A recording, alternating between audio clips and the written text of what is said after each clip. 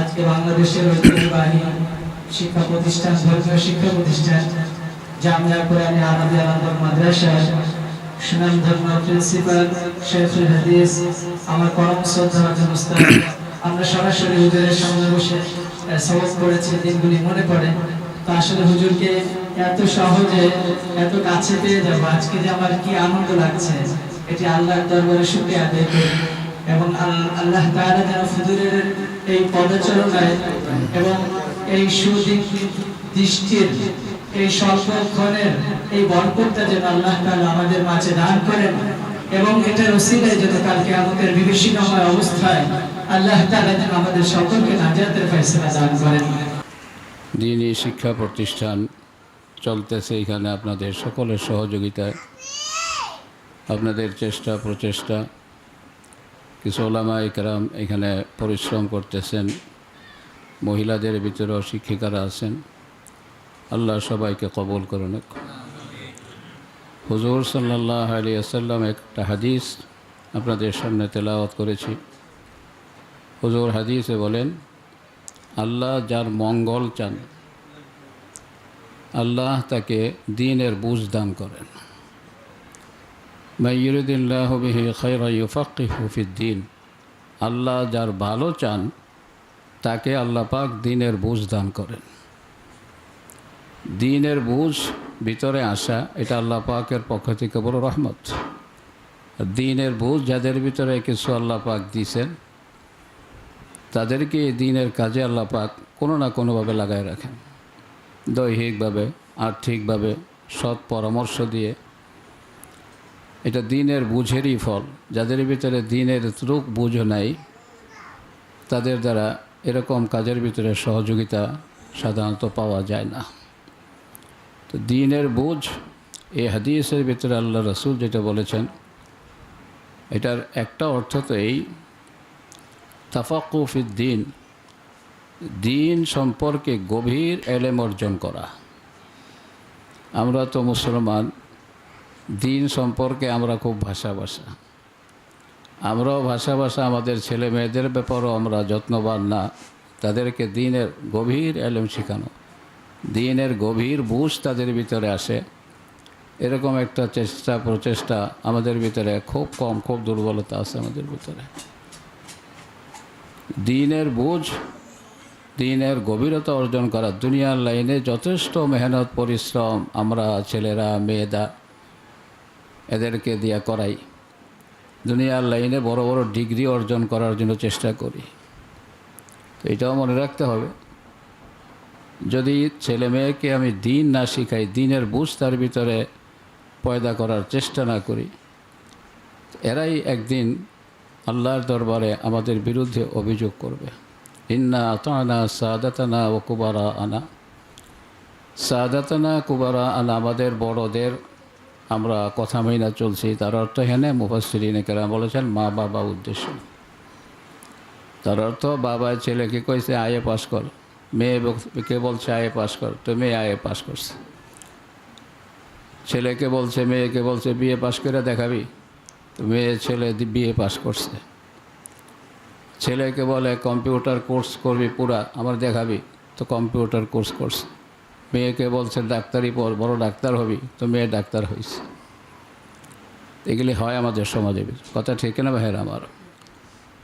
কিন্তু মুসলমান হিসাবে, আল্লাহর বান্দা হিসাবে, বান্দি হিসাবে যেই জিনিস বেশি প্রয়োজন ছিল, দ্বীনের লাইনে উন্নত শিক্ষা অর্জন করা, দ্বীনে এলেমের গভীরতা নিজের ভিতরে আসা, সেটার থেকে সম্পূর্ণ খালি। বেশির চেয়ে বেশি এতটুকু আমরা বাচ্চারা যখন ছোটো থাকে, ছেলেমেয়েরা একজন উস্তাদ ঘরের ভিতরে রেখা কিছু সময়, অল্প সময়, এটাকে একটা অতিরিক্ত কাজ মনে করা হয়। এটাও আমাদেরকে আল্লাহর কাছে জবাবদিহি করতে হবে। তুমি তাকে দুনিয়া কতক্ষণ শিখাইছো, কত পয়সা খরচ করছো দুনিয়া শেখানোর পিছনে, আর দ্বীন শেখানোর পিছনে তার কতটুকু সময় লাগাইছো, তার পিছনে কত পয়সা ব্যয় করছো। এটা তো সোজা হিসাব, কথা ঠিক না ভাইয়ের আমার? এরাই যখন কিয়ামতের দিন আল্লাহর সম্পনে হিসাব নিকাশ শুরু হবে, তখন তারাই অভিযোগ করবে, আল্লাহ আমার বাবা মা আমাকে আইএ পাস করতে বলছে, আমি আইএ পাস করে দেখাইছি, বিএ পাস করে দেখাইছি, ডাক্তার হয়ে দেখাইছি, কম্পিউটার শিখে আমি দেখাইছি। বাবা আমারে বলে নাই কোনো দিন কোরআন শরীফ সহি শুদ্ধ করে পড়া শিখা আমাকে দেখাও, শোনাও আমাকে। এরকম পাওয়া যায় না তালাশ করে, খুব কম সংখ্যায়। কোরআন শরীফের একটা পারা আমাকে অনুবাদ শিখা আমাকে দেখাও, এরকম বলা হয় না আমাদের ভিতরে। অথচ দরকার ছিল এইটা। যত ডিগ্রি দুনিয়ার লাইনে হোক, এটাও মনে রাখতে হবে আমাদেরকে। একটা হলো জরুরতে জিন্দিগি, আর একটা হলো মাকসাদে জিন্দিগি। দুনিয়ার লাইনের যত শিক্ষা, এগুলি দুনিয়া উপার্জন করার একটা ব্যবস্থা।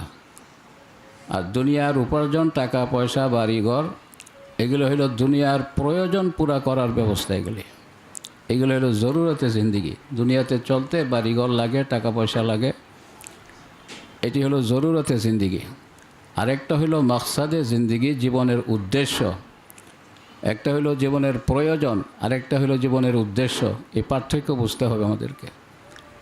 আমরা প্রয়োজনকে উদ্দেশ্য বানিয়ে ফেলছি, কথা ঠিক না ভাইয়ের আমার? প্রয়োজনের ভিতরেই থাকবে, এটাকে প্রয়োজন হিসেবে রাখতে হবে। যতটুক হইলে প্রয়োজন হয়ে যায়, অতটুকের উপরই সন্তুষ্ট থাকতে হবে। এবং হাদিসও মনে রাখতে হবে, হুজুর সাল্লাল্লাহু আলাইহি ওয়াসাল্লাম হাদিসে ইরশাদ করেছেন, যে ব্যক্তি দুনিয়াতে কম সম্পদে সন্তুষ্ট থাকবে, খুশি থাকবে, আল্লাহ পাক কিয়ামতের দিন তার কম আমলে সন্তুষ্ট হয়ে যাবে। তা আমাদের আমলই আর কতটুক? আমরা যে দুনিয়ার এত সম্পদ চাই। তো দ্বীনের সমঝ, দ্বীনের বুঝ, দ্বীন সম্পর্কে গভীর বোঝা এত হালকা যে যুবক যুবতী ছেলেমেয়েরা প্রশ্ন করলে যে ওযুর ফরজ কয়টা, এটা বলা কঠিন হয়ে যাবে। দুনিয়ার সব কিছু আমি শিক্ষা দিতেছি, কিন্তু যেটা না হইলে তা মানুষ শরীর পাক হয় না। একজন যুবতী মেয়ে, তার বিবাহ ঠিক হয়েছে, সে বিএ পাস করছে, তার বিবাহ ঠিক হয়েছে। এখন তার চিন্তা হয়েছে, 22 বছর তার বয়স, চিন্তা হয়েছে যে বিবাহ দিলে পড়লে স্বামী স্ত্রীর মেলামেশা হইলে গোসল করতে হয়, এতটুকু জানে ফরজ গোসল। কিন্তু গোসলের ফরজ কয়টা, নিয়ম কি, কেমনে করতে হবে, এটা এখনও তো শিখে নেই। 22 বছর বয়স হয়ে গেছে। পাশের বাড়ির একজন মহিলা, যে দিন সম্পর্কে কিছু জ্ঞান বোঝ আছে, তার কাছে গেছে, গিয়া বলে, আম্মা আমার তো বিবাহ ঠিক হয়ে গেছে, মানে ফরজ গোসল কেমনে করবো আমি তো জানি না। অত্যন্ত আফসোসের বিষয়, আমাদেরকে খেয়াল করতে হবে, চিন্তা করতে হবে। তখন সেই মহিলা জিজ্ঞাসা করে মেয়েটাকে, তোমার বয়স কত? আমার বয়স 22 বছর। তো 15 বছর থেকেই তো সাধারণত ছেলে মেয়ে বালেগা হয়ে যায়। এতদিন তুমি কি করছো? গোসল তো তোমার আরও আগেই ফরজ, বিবাহের আগেই তো গোসল ফরজ হয়ে যায়। মহিলারা মাসিক শেষ হইলে পরে তারপর গোসল করা ফরজ। এরপরে স্বপ্ন দোষ ইত্যাদি এরগুলিও গোসল ফরজ হয়ে যায়। জিজ্ঞাসা করে যে এতদিন তুমি কেমনে গোসল করছো? কয় স্বাভাবিক গোসল করছো। অথচ গোসলের ভিতরে ফরজ আদায় না হলে তো গোসলই হবে না,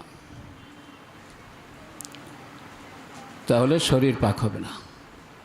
অর্থ হলো সেই মেয়েটা বা ছেলেটা বালেগা হওয়ার পর থেকে এই পর্যন্ত সে তার শরীরই পাক করতে পারে নাই। যদি কিছু নামাজ পড়াও থাকে, তো এগুলি কোনোটাই হয় নাই তার। এই জন্য দ্বীনের বুঝ বেশি হইতে হবে দুনিয়ার বুঝের চেয়ে। দুনিয়ার বুঝ যদি কমও হয়, আল্লাহর কাছে হিসাব দিতে হবে না। দ্বীনের বুঝ যদি কম থাকে এবং আমলে আমার ভুল হয়ে যায়, ত্রুটি হয়ে যায়, তাহলে আল্লাহর কাছে আমাদেরকে জবাবদিহি করতে হবে। এই কারণে আমাদের সকলকে, গার্জিয়ান যারা আমরা আছি, মা বাবা, আমাদেরকে এই ফিকির রাখতে হবে যে আমি নিজে দিন শিখব, আমার ছেলে মেয়েকে দিন শিখাবো। হুজুর আকরাম সাল্লাল্লাহু আলাইহি ওয়াসাল্লামের ভিতরে যে ফিকির ছিল উম্মতের জন্য, দিন শিখার জন্য, কিতাবে লেখে আবু জাহেল হুজুর সাল্লামের চাচা, তাকে মুসলমান বানানোর জন্য, কালেমার দাওয়াত দেওয়ার জন্য একবার দুইবার নয়, 100-200 বার নয়, 3000 বার হুজুর সাল্লাম আবু জাহেলের বাড়িতে গেছে কালেমার দাওয়াত নিয়ে। আমরা আমাদের ছেলে মেয়েদের জন্য দিন শিখার ব্যাপারে কতটুকু মেহনত করি। হুজুর আকরাম সাল্লাল্লাহু আলাইহি ওয়াসাল্লাম মক্কার রাস্তা দিয়ে হাঁটতেন, কাফেররা হুজুরকে বকা দিত, গালি দিত। একদিন হুজুর যাইতেছেন, কিছু বখাটে ছেলে সামনে আসছে, আইসা বলে সেই নাকি এক খোদার দাওয়াত দেয়। কেউ কেউ বলল যে হ্যাঁ, এই নিজেকে নবী দাবি করে, এক খোদার দাবি দেয়, দাওয়াত দেয়, আমাদের সমস্ত দেব দেবতাকে মন্দ বলে, এগুলি অসার। আসলে অসার, কোনো সার নেই এগুলির ভিতরে। এই কথা বলতে বলতে কেউ হুজুর সাল্লামের জামা টাইনা ধরছে, কেউ পাগড়ি টাইনা ধরছে, কেউ দাড়ি টাইনা ধরছে, কোনো কম বক্ত হুজুর সাল্লামের চেহারার ভিতরে থুতু মারছে, ধুলাবালি মারছে। থুতু দেওয়া চেহারার ভিতরে যখন ধুলাবালু মারছে তো কাদা হয়ে গেছে।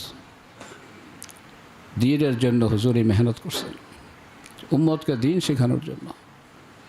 আমরা দিন শেখানোর জন্য নিজেকে নিজে শেখার জন্য নিজের ছেলে মেয়ে অন্যদের চিন্তা তো বাদই দিলাম, অথচ এটাও আমাদের দায়িত্ব, নিজে শিখবো, অন্যকে শেখাবো। হুজুর সাল্লাল্লাহু আলাইহি সাল্লাম এই অবস্থা, হুজুর সবর করতেছেন, আল্লাহর পক্ষ থেকে হুজুরের উপর আয়াত আসছে, সবর করেন, ওয়াসবির ফাইন্নাকা বিআয়ুনিনা, রসুল আপনি সবর করেন, আপনার সব কিছু আমি দেখতেছি। আল্লাহ পাক বলতেছেন আমি সব দেখতেছি। আল্লাহ তো ইচ্ছা হলে সেখানেই খতম করে দিতে পারে, সব ফিনিশ করে দিতে পারে। আল্লাহ সুযোগ দিয়েছেন, তারপরও সুযোগ দিয়েছেন।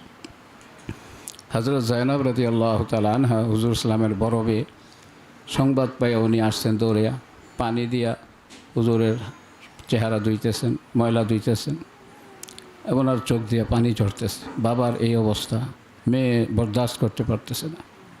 হুজুর সাল্লাল্লাহু আলাইহি সাল্লাম বললেন, মা কাইন্দো না, যেই দিন আল্লাহ পাক আমাকে দিয়া দুনিয়াতে পাঠাইছে, একদিন এই দিন সারা দুনিয়ার প্রত্যেক ঘরে ঘরে পৌঁছে যাবে ইনশাআল্লাহ, সারা দুনিয়াতে পৌঁছবে। তো সেই হুজুর সাল্লামের তো উম্মত আমরা, যার ভিতরে দিনের এই রকম ফিকির ছিল, খাওয়ার ফিকির নাই, আরামের ফিকির নাই, ঘুমের চিন্তা নাই, খাওয়া দাওয়ার ব্যবস্থা নাই। মাস পার হয়ে গেছে, হুজুরের ঘরে চুলা জ্বলে নেই, পানি আর খেজুর খাইয়া দিন কাটাইছে।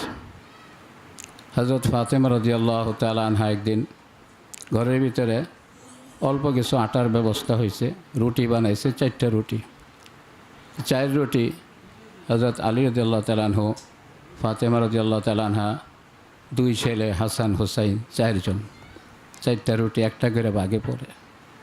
এতটুকু জোগাড় করাও কষ্টের ব্যাপার ছিল।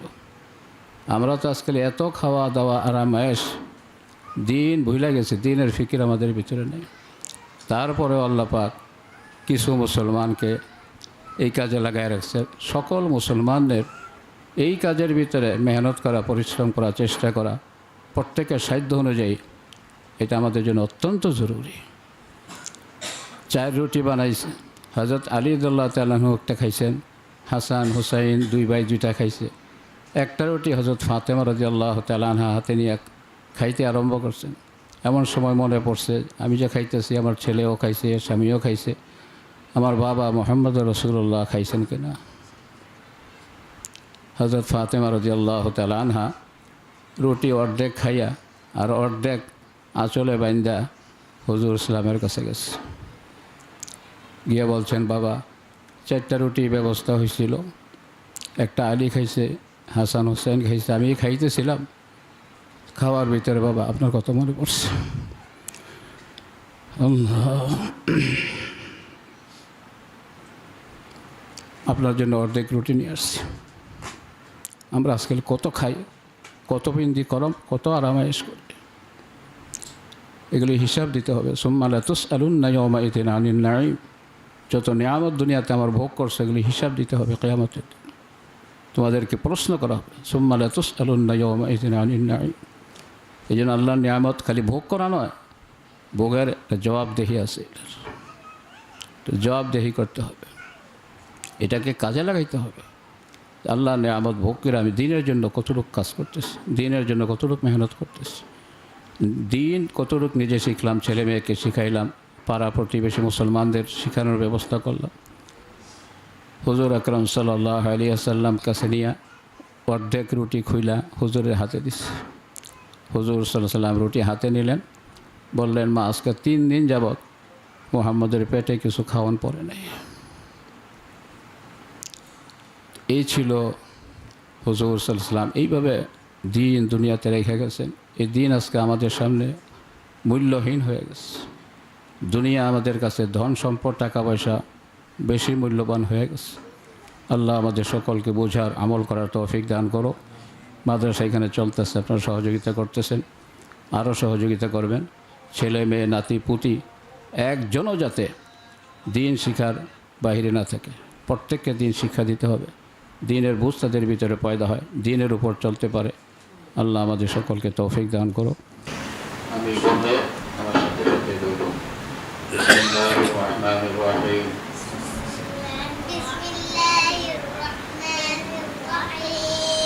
রব্বি, আমি বললে তারপরে বলবা, আমি যেটা বলবো ওইটা বলবে। রব্বি ইশরাহ লি সাদরি ওয়া ইয়াসসির লি আমরি واحلل عقدة من لساني يفقهوا قولي رب زدني علما رب زدني علما رب زدني علما رب يسر ولا تعسر وتمم بالخير وبك نستعين يا فتاح يا فتاح يا فتاح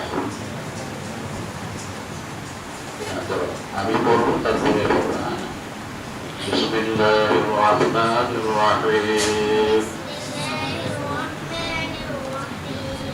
الحمد لله رب العالمين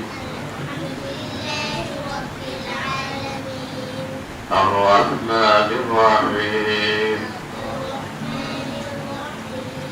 مالك يوم الدين إياك نعبد وإياك نستعين اهدنا الصراط المستقيم صراط الذين أنعمت عليهم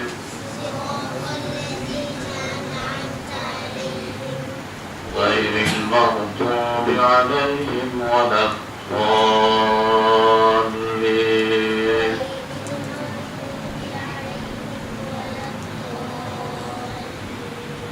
آمين صدق الله مولانا العظيم ما شاء الله ربنا ظلمنا أنفسنا وإن لم تغفر لنا وترحمنا لنكونن من الخاسرين ربنا لا تزغ قلوبنا بعد إذ هديتنا وهب لنا من لدنك رحمة إنك أنت الوهاب ربنا آتنا في الدنيا حسنة وفي الآخرة حسنة وقنا عذاب النار يا الله আমাদের জীবনের সমস্ত গুনাহ মাফ করে দাও। সগীরা কবিরা শিরকি বেদাতি জাহিরি বাতিনি জানা অজানা সমস্ত গুনাহ মাফ করে দাও। আল্লাহ সারা দুনিয়ার মুসলমান নরনারী জীবিত মৃত সকলকে ক্ষমা করে দাও। আল্লাহ আমাদের মুরব্বী আত্মীয় যারা কবরে আছে আল্লাহ তাদের কবর আযাব মাফ করে দাও। আল্লাহ সমস্ত উম্মতে মুহাম্মদীকে মাফ করে দাও। আল্লাহ আমাদের সকল দিলের নেক মাকসাদগুলি পুরা করে দাও। আসমানি জমিনি ওয়ালা মুসিবত থেকে আমাদের সকলকে হেফাজত করো। যাদের মনে পেরেশানি আছে পেরেশানি দূর করে দাও। আল্লাহ যারা অসুস্থ তাদেরকে সুস্থ করে দাও। আল্লাহ ছোট বড় নারী পুরুষ যারা অসুস্থ আল্লাহ মেহেরবানি করে সকলকে তাড়াতাড়ি পরিপূর্ণ সুস্থ করে দাও। আল্লাহ আমাদের হালাল উপার্জনের ভিতরে বরকত দান করো। আল্লাহ আমাদের ব্যবসা বাণিজ্য চাকরি নকরিতে বরকত দান করো। আল্লাহ আমাদেরকে আমাদের ছেলে মেয়েদেরকে দ্বীনের বুঝ দ্বীনের সমঝ পয়দা করার তৌফিক দান করো। আল্লাহ আমাদের সকল দিলের ভিতরে দ্বীনের বুঝ পয়দা করে দাও। আল্লাহ দ্বীনের উপর আমল করার তৌফিক দান করো। আল্লাহ বেশি বেশি ইবাদত করার তৌফিক দান করো। আল্লাহ সব রকমের গুনাহ থেকে বাঁচিয়ে থাকার তৌফিক দান করো। আল্লাহ এই মাদ্রাসাকে তুমি কবুল করে নাও। আল্লাহ মাদ্রাসার যত পরিচালক আল্লাহ যত শিক্ষিকা শিক্ষক আল্লাহ যত ছাত্রী আল্লাহ সকলকে তুমি মেহরবানি করে কবুল করে নাও। আল্লাহ এদের সকলের ভিতরে কোরআন হাদিসের ইলমের বুঝ পয়দা করে দাও। আল্লাহ এদেরকে সহি পথে চলার তৌফিক দান করো। আল্লাহ বেশি বেশি নেক আমল করার তৌফিক দান করো। আল্লাহ শয়তানের ধোঁকা নফসের ধোঁকা থেকে আমাদের সকলকে বাঁচিয়ে থাকার তৌফিক দান করো। আল্লাহ সামনে মাহে রমজান আসতেছে, আল্লাহ রমজান মাসে আমাদেরকে বেশি বেশি ইবাদত করার তৌফিক দান করো। আল্লাহ তোমার সন্তুষ্টি অর্জন করার তৌফিক দান করো। আল্লাহ তোমার রসূলের তরিকা মোতাবেক জিন্দিগি যাপন করার তৌফিক দান করো। আল্লাহ আমাদের হায়াত যতদিন আছে দিন ঈমান উপর কায়েম থাকার তৌফিক দান করো। আমাদের হায়াত যেদিন শেষ হয়ে যাবে ঈমানের সাথে আসানির সাথে মওত নসিব করো। রব্বানা তাকাব্বাল মিন্না ইন্নাকা আনতাস সামিউল আলিম ওয়া তুব আলাইনা ইন্নাকা আনতাত তাওয়াবুর রহিম। সুবহানা রাব্বিকা রাব্বিল ইজ্জাতি আম্মা ইয়াসিফুন ওয়া সালামুন আলা মুরসালিন ওয়া আলহামদুলিল্লাহি রাব্বিল আলামিন।